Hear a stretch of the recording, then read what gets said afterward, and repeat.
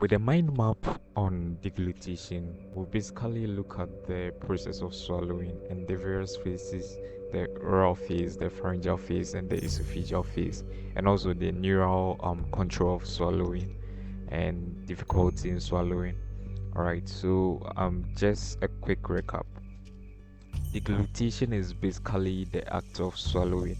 So whether food or liquid, bolus, it's transported from the mouth through the pharynx and esophagus into the stomach. So the normal deglutition is a smooth, coordinated process involving the tongue, the soft palate, pharynx, the esophagus, using about 22 separate muscle groups.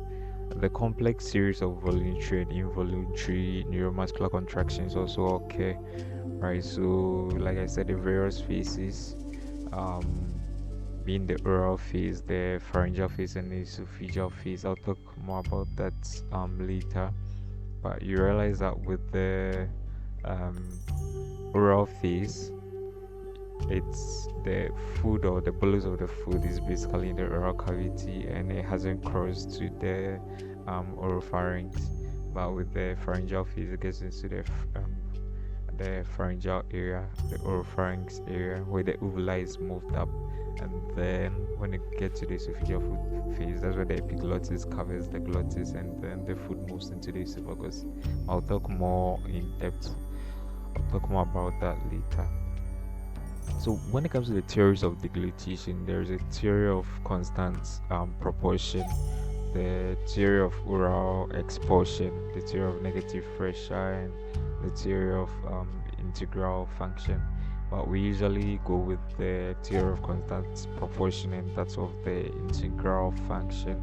So with the deglutition theory of constant proportioning, it has to do with the phases I talked about. So the oral phase, the bolus is formed and transported under voluntary control to the pharynx, and with the pharyngeal phase, following receipt of the bolus, the pharynx is activated to propel the food to the esophagus.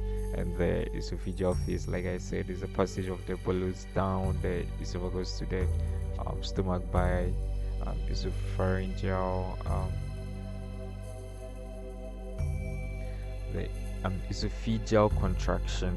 Yeah, so the when it comes to the theory of integral function, it considers this particular system, the GIT, that the act of deglutition is a total dynamic process, and this the currently accepted theory is a very dynamic process, unlike the other theories proposed.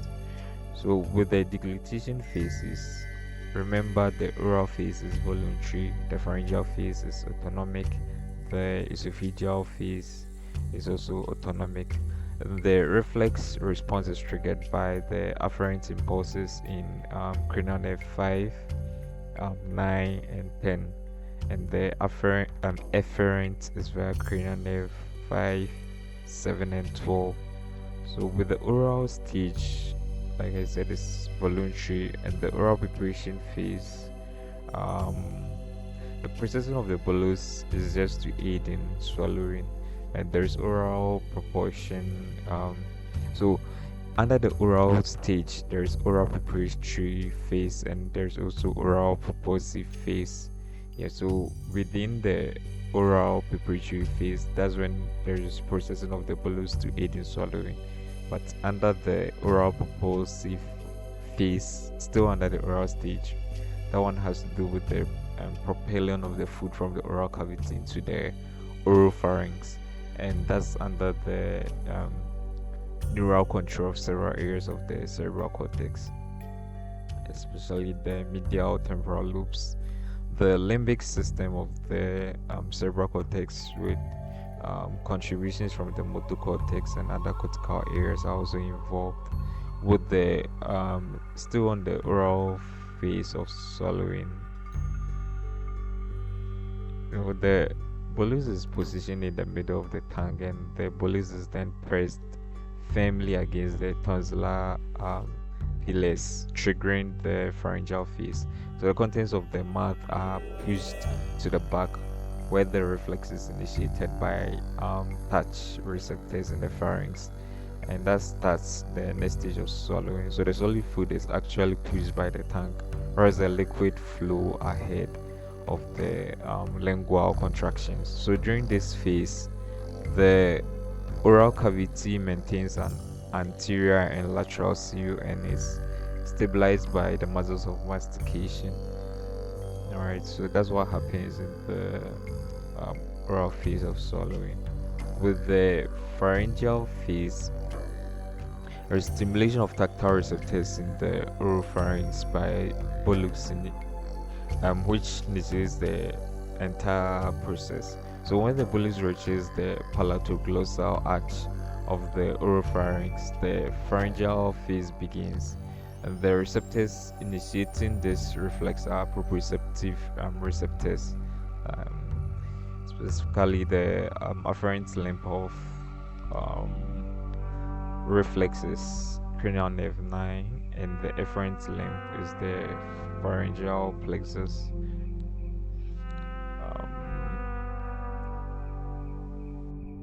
So cranial nerves 9, 10, it's reflex and involuntary.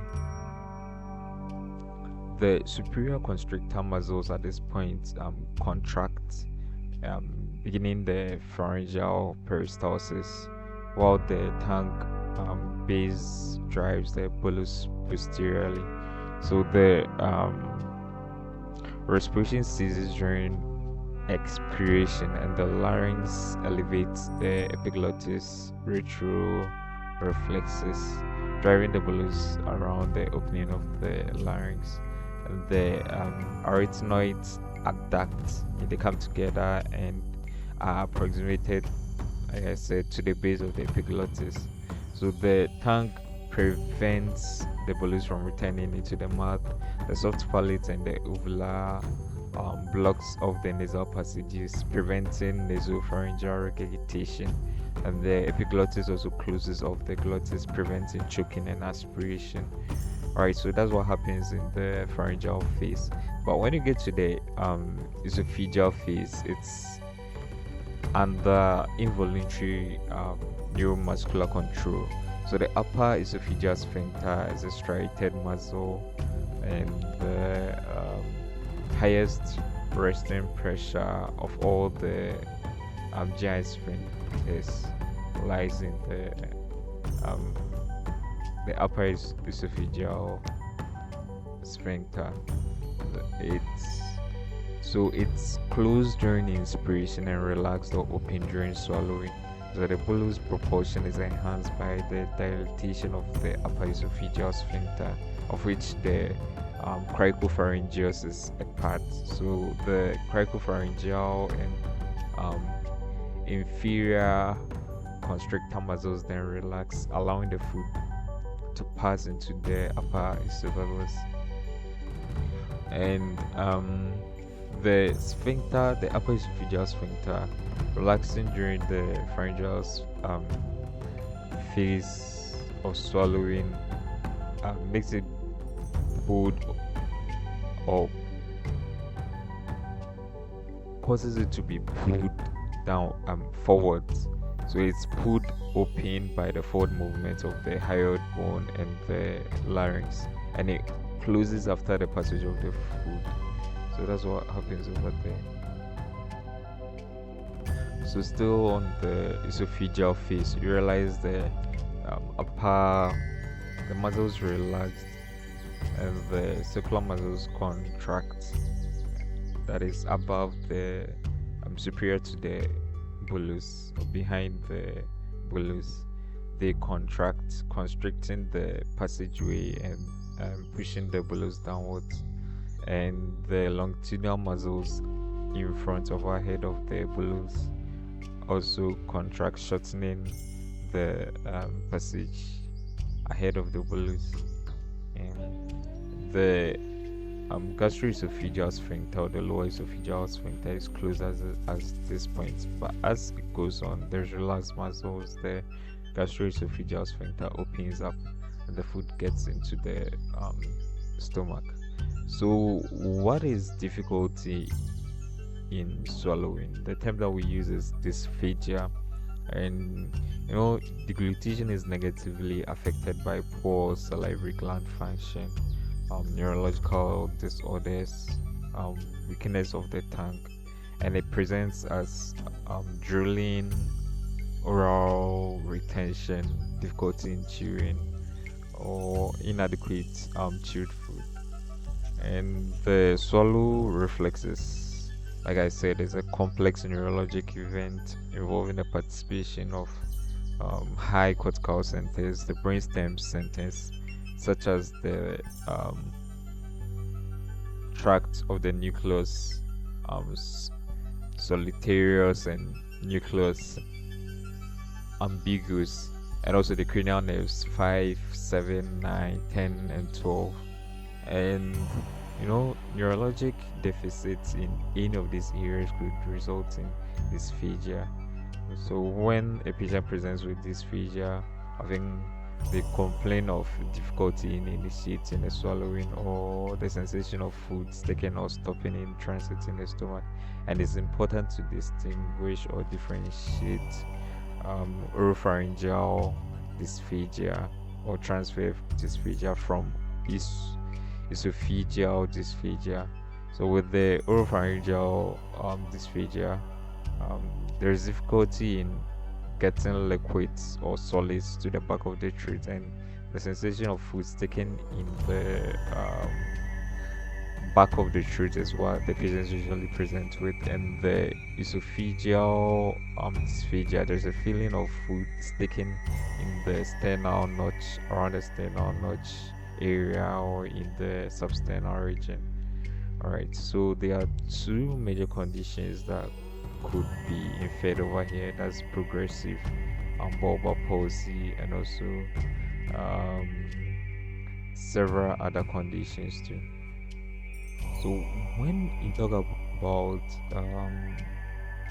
progressive bulbar palsy, it's basically a neurological condition affecting the brainstem's motor neurons, leading to progressive weakness of the muscles responsible for speech, swallowing, and breathing. So it specifically involves the glossopharyngeal nerve, that's cranial nerve 9, vagus nerve, cranial nerve 10, hypoglossal nerve, cranial nerve 12, and the symptoms can include progressive difficulty in talking and swallowing. So it's a type of motor neuron disease and may be a variant of amyotrophic lateral sclerosis. So the key features are arthralgia,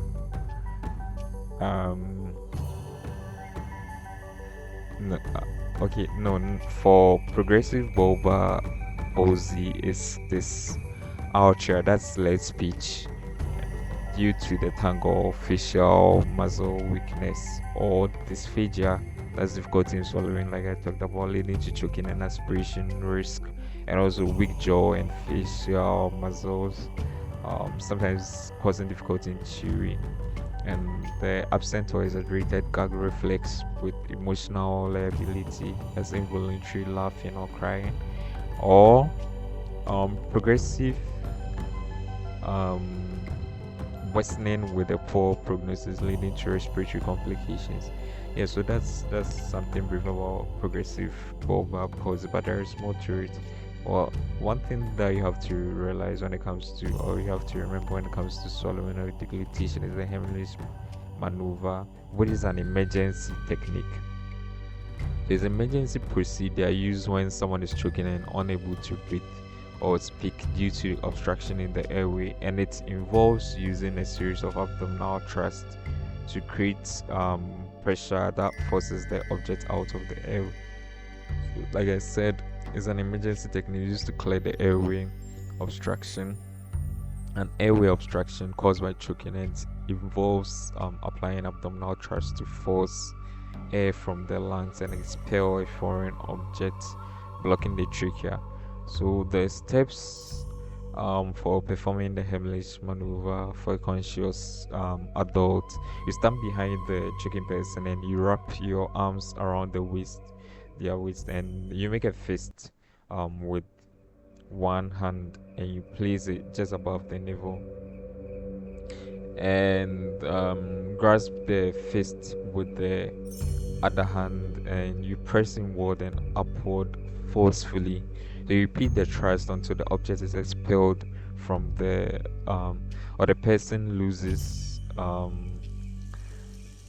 consciousness. So until the object comes out of the person, or if the person loses consciousness, then that one is a serious thing. So for that case, you start CPR and all the other emergency protocols. So that one, I think it has already blocked the airway. Well, so for the unconscious victims, you key in the other cardiovascular emergency protocols, but for infants, back blows and also chest thrusts are preferred instead of abdominal thrust. Alright, so that's something brief about deglutition. We'll continue with other mind maps later.